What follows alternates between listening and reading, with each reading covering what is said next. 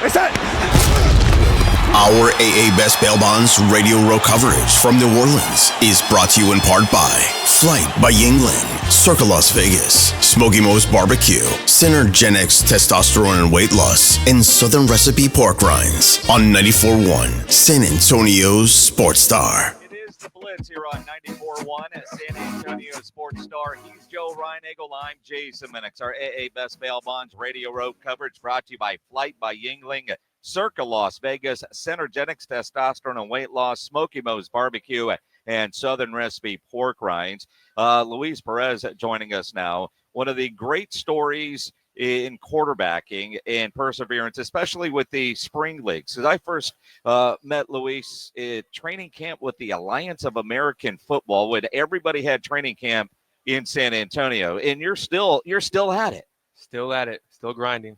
Still grinding, and still with Arlington, right? Yes, sir. So in a couple of months, we'll start hating you again. That's right. Not me personally, right? Well, I mean, it depends on if you beat the Brahmas or not. Part of it, but spring leagues, and you played in all of them, it seems like, right? And you keep going to NFL training camps, and you're just always just this close. What's keeping that motivation to say, one day I'm actually going to get there?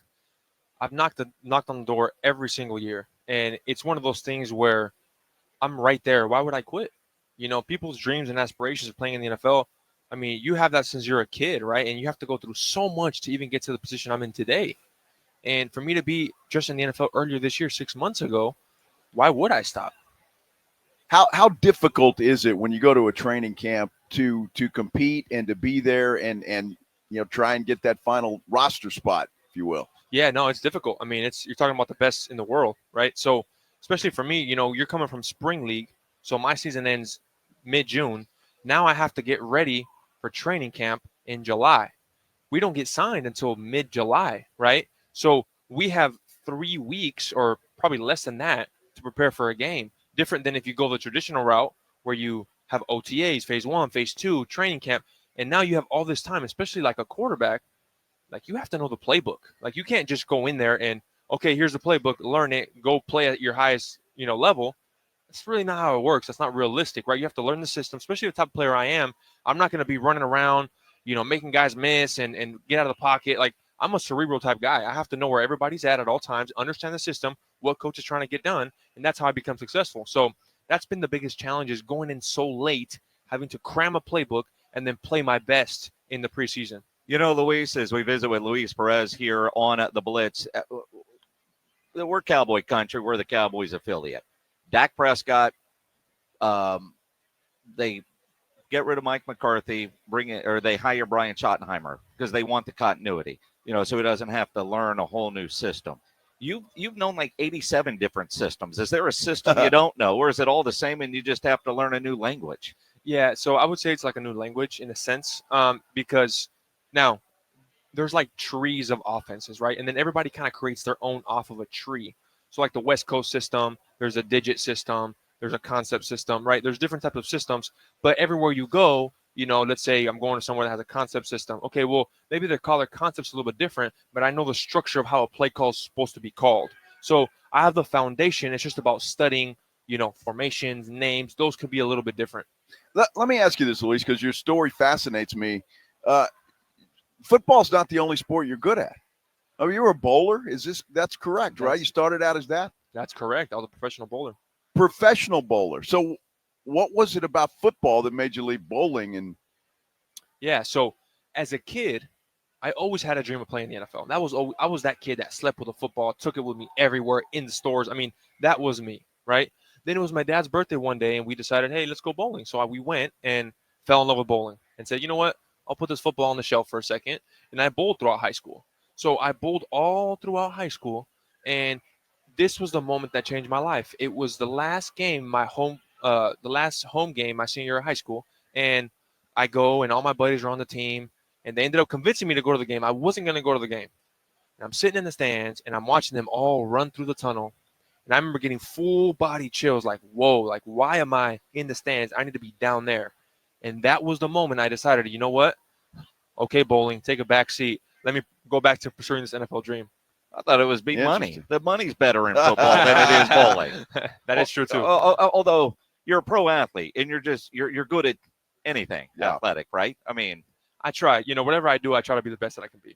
and so you go, all right, let's go play football. You're at East Texas, right? In fact, some people are there, Commerce Lions, all that kind of stuff is in our YouTube chat right now, which is cool to see.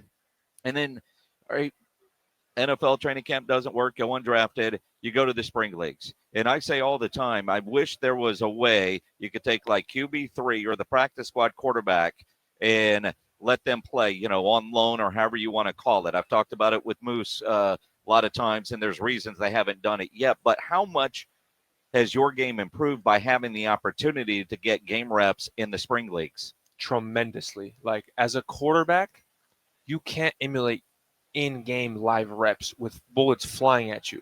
You just can't, right? Especially like in practice. You get all these practice squad quarterbacks that are stuck on practice squad all year, but they don't get to develop, right? Because you can't get hit in practice, right? Because they don't want quarterbacks getting hurt.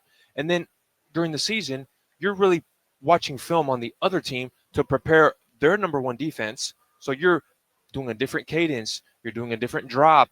You're studying the other team's quarterback to help your own team, but you're not personally developing. So there's nothing like in-game reps. So I'm so grateful, Moose, like you said, all these different people that have put spring leagues in place, to help me in my career. Well, it's interesting that you say that, because Moose was on with us yesterday. I lose track of the days when we're out here, but he was on with us yesterday, and we were talking about the talent level in this particular league, and I hear that all the time. People go watch a game and they say, man, there's some really good football players out there. The competition is really good, isn't it? Oh, yeah. No, it's great. I mean, you got guys that played in the NFL that come down to us that don't have success, right? So that just tells you that it's not only the player, but it's the situation you're in as well.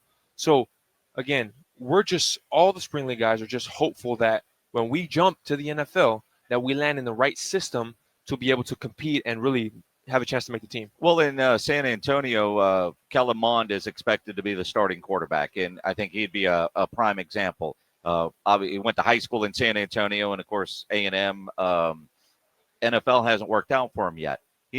But I've said he just needs reps. If he wins the starting job, and no guarantee, but if he wins the starting job, I wouldn't be surprised if he ended up back at least in a NFL training camp. 100%. That's what it's about, right? The spring league is about just bridging to the NFL, right?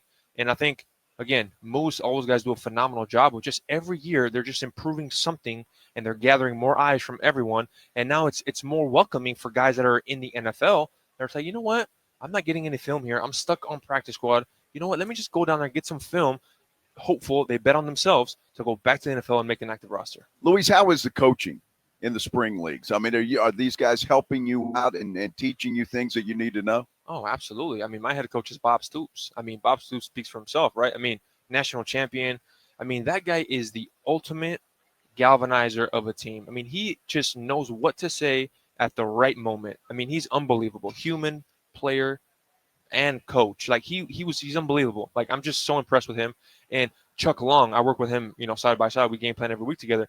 I mean, he was the runner-up to Heisman and Bo Jackson. I mean, these guys are legitimate coaches that have played in the NFL, that are transitioning to coaching, that are helping us out tremendously to develop. I was surprised as we visit with Luis Perez here on the Blitz when Bob Stoops joined the league. But also, like Wade Phillips coaches in San Antonio 2 years ago was Hines Ward. I think you worked with Hal Mummy, who was my high school coach up in Arlington the first year there. And coaches just want to coach, right? And I think Bob Stoops told that to us. He was like, college coaching now? No. But this is still fun for him. 100%. He has a blast out there. I mean, he's awesome. He's hands-on. He wants to help. He's energetic. Again, he just knows how to galvanize a team and get everybody together. And he's a real advocate of good teams are run by coaches. Great teams are run by players. So he trusts all the leaders to kind of set the tone. And we know, like, hey, if we're not having a good practice, all the leaders will be like, you know what? Hey, start this up. We're doing it again. And, he's an advocate for that. And not all coaches are like that. And I think he's helping us grow and develop as players and as leaders as well. All right, Luis, I've got to ask you, how does it work? You're playing in the spring league. You have a pretty good season. do you get a phone call from somebody in the NFL to say, hey, we'd like to invite you to training camp? How does that work? Yeah, so usually as soon as you're done, there's kind of the timing of when we're done. There's usually like a dead period. That's when, OTAs and mandatory minicamp usually ends. So there's about a 4 to 6 week kind of gap before training camp. So that's the time really where, guys are getting tried out, guys are getting called just to get signed or whatever the case may be. But that's really the time to where you get signed and you become a free agent the moment that you're done with the season. Is there what's the word? Middle of the UFL season, you get a call, or whether you or your agent, however that works, an NFL team wants you for their OTAs or mini camps, and you're still in the UFL season. Do you stop that to go to the NFL, or do you wait and finish the season? I'm not sure how the contract works, but there's a handful of questions like that on YouTube. Yeah. No, so you have to finish out the season before you can go anywhere. So the NFL knows. Correct. You're not available until. Correct. So you're not forced to make a tough decision. Correct. If you had to. See, me, when I invest in something, I don't like going one leg, one out, right? Like I want to finish the job, and like I want to win a championship. Like that's my goal. Everywhere I go, like my eyes are set on winning a championship, and I would do a disservice to the league, to myself, to the team if I just didn't stay.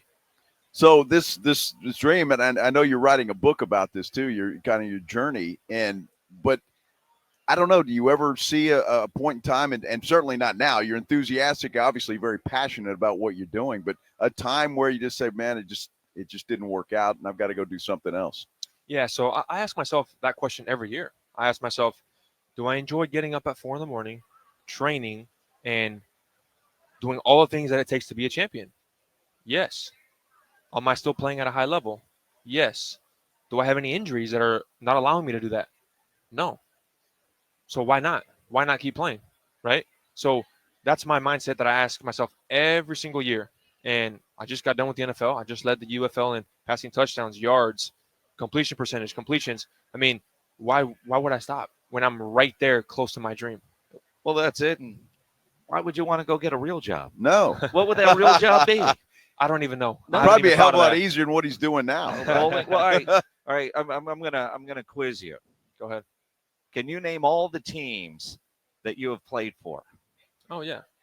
So let's go Rams, 2018, 2019 Eagles, 2019 Detroit, 2019 Birmingham Iron, 2020 XFL Wildcats, 2020 New York Guardians, 2021 Spring League, 2022 USFL, 2022 Rams, 2023 XFL Vipers, 2023 XFL Renegades,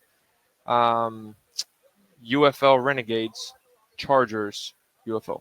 Nice. You only missed the New Jersey Generals. Oh, golly. Oh, and did you mention the New York Guardians? I did, yeah. You mentioned the Guardians. Yeah.